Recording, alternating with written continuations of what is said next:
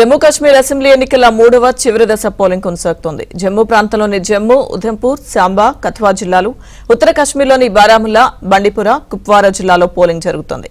తుది విడత పోలింగ్ లో మొత్తం 415 మంది అభ్యర్థులు తమ అదృష్టాన్ని పరీక్షించుకోనున్నారు. ఇక ఈ దశ ఎన్నికల్లో మాజీ ఉప ముఖ్యమంత్రులు తారాచంద్, ముజఫర్ బేగ్ పోటీలో ఉన్నారు. 39.18 లక్షల మంది ఓటర్లు తమ ఓటు హక్కును వినియోగించుకోనున్నారు. ఉదయం నుంచే పోలింగ్ కేంద్రాల వద్ద పెద్ద సంఖ్యలో ఓటర్లు బారులు తీరారు.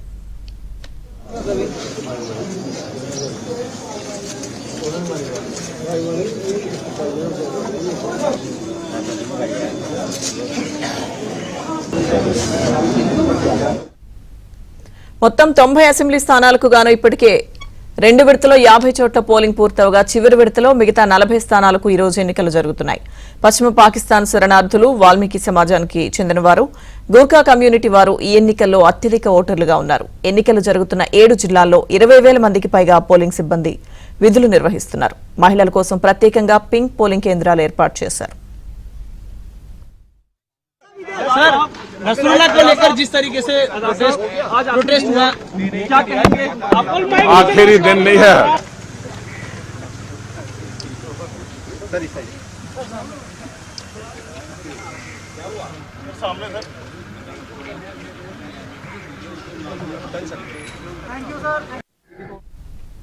జమ్మూ కాశ్మీర్ ఎన్నికల తొలి విడతలో 61.38%, రెండో విడతలో 57.31% పోలింగ్ నమోదైంది.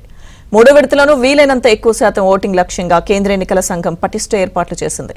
ఎన్నికల ఫలితాలు అక్టోబర్ 8న వెలువడనున్నాయి.